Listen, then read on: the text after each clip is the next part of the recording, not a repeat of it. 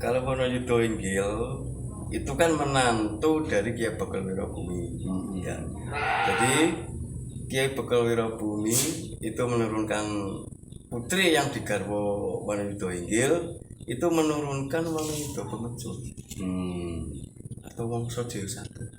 Itu Wonoyudo Pemecut.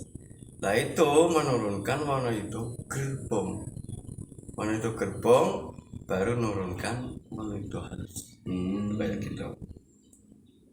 Jadi garis-garisnya ke bawah berarti dari urut dari yang Bumi Dirja engkang nyandung putri, yang putri itu berarti itu termasuk buyut apa canggal.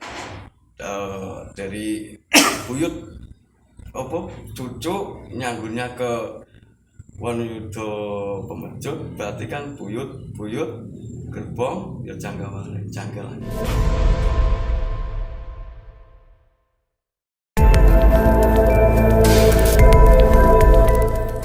Assalamualaikum warahmatullahi wabarakatuh. Waalaikumsalam warahmatullahi wabarakatuh. Alhamdulillah pemirsa, pada sore hari ini saya kedatangan tamu Mas Guru Rifai. Beliau adalah salah satu teman saya, teman senang sejarah, dan saya merasa ingin ngobrol sama beliau karena saya memang masih sedikit tentang ilmu sejarah dan saya butuh keterangan dari beliau, terutama adalah tentang sejarah nasab.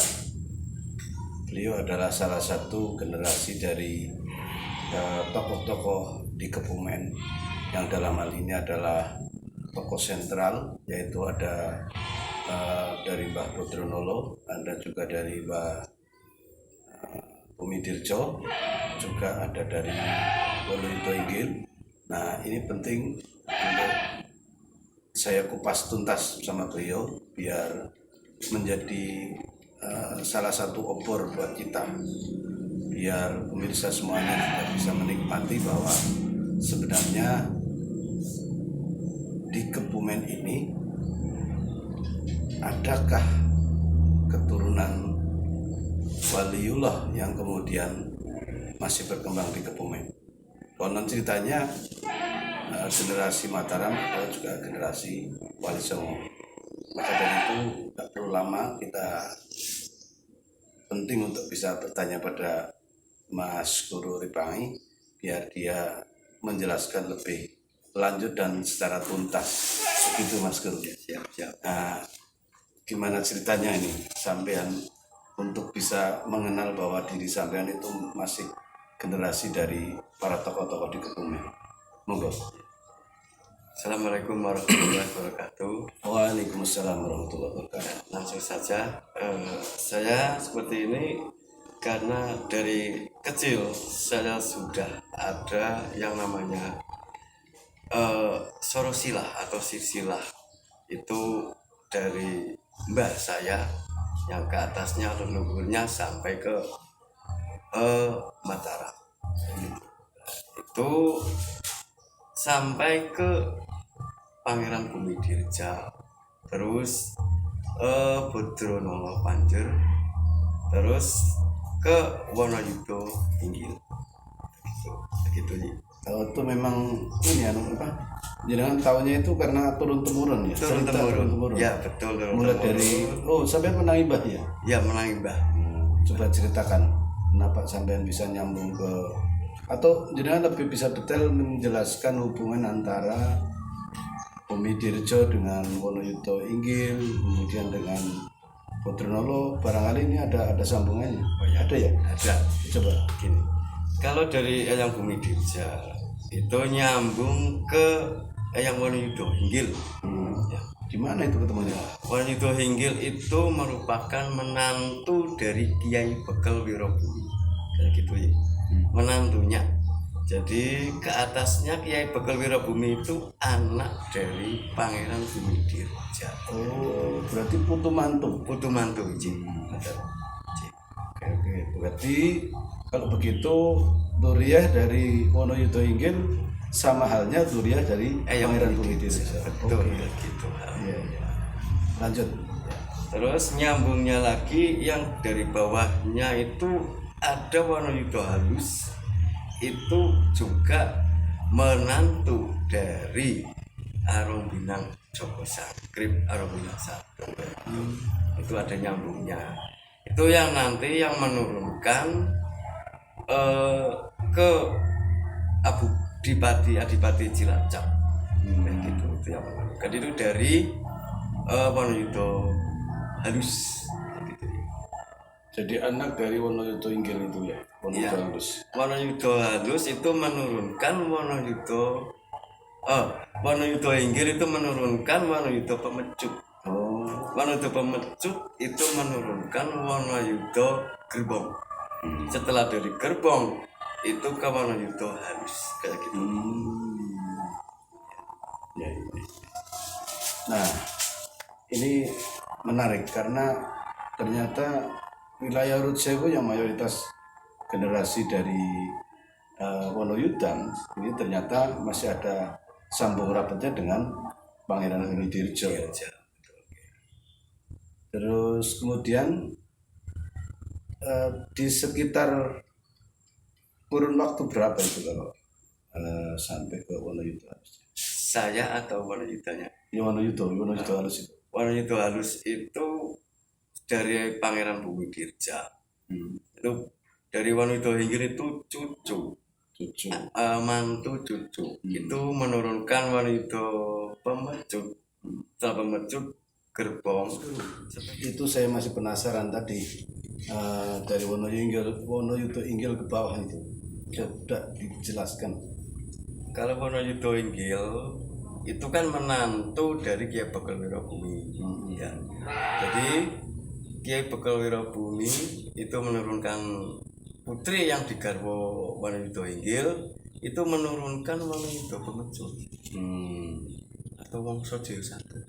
Itu Wonoyudo Pemecut. Nah itu menurunkan Wonoyudo Gerbong. Wonoyudo Gerbong baru menurunkan Wonoyudo halus. Kayak gitu. Jadi garis-garisnya ke bawah berarti dari urut dari yang Bumidirja engkang nyandung putri, yang putri itu berarti itu termasuk buyut apa janggal dari buyut apa cucu nyanggunnya ke Wonoyudo Pemecut berarti kan buyut Gerbong ya janggal gitu ketua dari Nah, ini ada lagi tokoh yang sudah ramai jadi pusat wisata religi nih di Kebumen. Hubungannya dengan Mbah Baribin dengan tokoh-tokoh sentral lainnya di Kebumen. Oh gitu. Nama lain dari Baribin itu Raden Patra. Jadi Raden Patra itu anak dari Brawijaya IV, kakak beradik dengan Brawijaya V. Karena satu negara kalau dipimpin dua orang kan ya nggak etis juga nggak baik lah gitu kan. Ya, akhirnya beliau itu ngaimbara ke barat sampai ke daerah Karanggayam gitu ya, daerah Karanganyar apa Karanggayam, di situ menetap di situ ya. Terus beliau itu ngaimbara lagi sampai ke Prabu Siliwangi. Disitulah garwo anak dari Prabu Siliwangi yang namanya Dewi Ayu Kirang.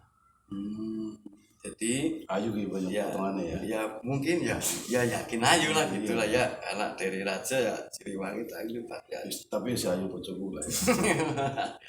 Nah, jadi dari perkawinan antaranya Raden Patra atau Mbah Baribin itu, Baribin itu menurunkan Adipati Wirosobo. Adipati Wirosobo. Begitu. Dari Adipati Wirosobo itu menurunkan Adipati Wirosobo 2. Ada 2 menurunkan Raden Surawin atau Adipati Wirosobo 3 sampai 3 itu menurunkan Adipati Wilosobo 4 sampai 4 itu punya anak putri yang namanya Endang Patrasari. Gitu. Itu Endang Patrasari. Dari Wilosobo 4 itu punya anak Kiai Panjir atau yang dinamakan Kiai Ageng Singapatra. Kiai Ageng Singapatra itu punya anak putri yang namanya Endang Patrasari. Nah, Endang Patrasari itu digarwa Eyang Putrono. Jadi itu menurunkan Hasto Suto Kerto Suto. Jadi secara otomatis ya para tokoh-tokoh yang ada di Kebumen itu ke Majapahit gitu. Entah itu jalurnya Brawijaya 4, 5 kayak gitu, itu semua itu masih jalur ke Majapahit, Siliwangi, Pajajaran. Itu nyambung. Pantes juga ya generasi sampean ada yang jadi anggota DPR ya. Ya termasuk padi saya itu anggota DPR, tapi sudah selesai yang namanya Mahrurata Maulana. Terus garwo dari padi saya juga Suseno itu Woro itu juga anggota DPR, itu mantan dari PAN dulu. Dan sekarang yang masih ada jadi anggota dewan itu Kurniawan dari yang masih saudara, dan masuknya itu Aruna itu. Nah ini saya malah belum tahu jalurnya kemana, saya tidak tahu. Ya mudah-mudahan saya mendapatkan manuskrip lah yang siapa sebenarnya bapak saya belum tahu ya, belum tahu kemana ini arahnya, apakah masih masuk Wonogiri, apakah masuk Mbah Pudronolo atau Bumi Dirjo, saya belum tahu, masih geang-geang. Tapi kalau secara otomatis masuk ke Wainggil itu juga masih putra dari Majapahit ya. Itu jalurnya itu ya dari Brawijaya 5, Garwa Dewi Rengas itu menurunkan Caranglo, terus ke bawah Aryo Dama Timbal, terus ke bawahnya lagi ke Wanayuda seperti itu. Jadi ketemunya Majapahit ya. Jadi rata-rata tokoh-tokoh sentral di Kebumen ini adalah ketemu ke Majapahit. Ada tambah mungkin dengan ada mungkin yang menggelitik buat jenengan, tapi terus terang saya pengen memperjelas bahwa kenapa kemudian para cikal bakal desa itu ada. Yang kedua, benarkah larinya ke Mataram atau tokoh-tokoh sentral tadi? Misalnya dari keluarga jenengan, benarkah sampean Mbak jenengan itu cikal bakal desa Kertodisa? Ya betul nih. Jadi dari mbah saya itu termasuk lurah pertama di desa Kertodisa yang bernama Marvelito Satu.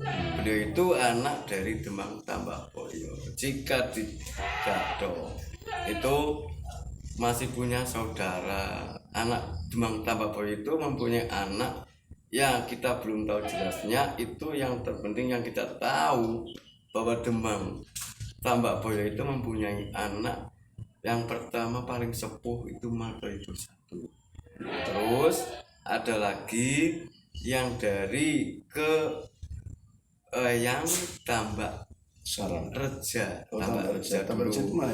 Tambak Reja yaitu yang ada di Surabaya. Tambak Reja. Terus itu adiknya lagi Kiai Tambak Sauro atau Tambak Sarang. Itu yang di Ngabean ya? Iya, yang ada di Ngabean. Oke. Jadi memang benar-benar generasi atau cikal bakal desa itu memang benar-benar dari tokoh-tokoh sentral yang ada di Kebumen. Faktanya di desa sini, di desa Kaibon Petangguran itu ada nama Mbah Silowedono. Jadi dalam manuskrip di Situluhur dan di Kudoinangun, Jatipurus itu tertulis bahwa R. Silowedono, mungkin Raden ya, Raden. R itu R. Silowedono ing Serongan punya bapak namanya R. Jogoyudo, punya bapak namanya R. yaitu Ilyas, terus kemudian punya bapak namanya R. Ngabdussalam. Nah, R. Ngabdussalam ini R. Kiai Ngabdussalam, Kiai Raden Ngabdussalam, berarti Kiai R tulisannya itu Ya, Ngabdussalam Jatipurus. Itu punya bapak namanya Kiai Kuhodirono. Nah, istri dari Kiai Kuhodirono tertulis di situ adalah Nalapraya II. Mungkin juga dari Nalapraya I itu jalurnya. Iya. Saya kurang paham, tapi yang jelas kalau demikian bahwa Silowedono ini kan termasuk generasi dari Bodronolo. Iya, betul. Ya karena itu dari Nalapraya 2 itu garwanya banyak kata. Jadi itu ada makam-makam di situ, ada di sisi-sisinya itu garwo-garwo dari Nalapraya 2. Itu makamnya di tengah sawah. Tapi yang Kuhodirono, yang Nalapraya II ini di situ Kiai Kuhodirono punya istri Nalapraya II. Jangan ini wadon. Nalapraya II sih. Ya. Jadi Nalapraya 2 itu kan anak dari Nalapraya. Nalapraya 1 itu anak dari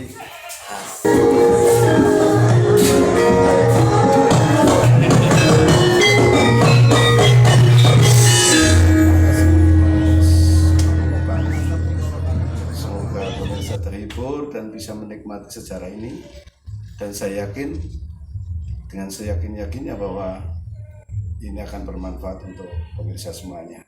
Maka dari itu,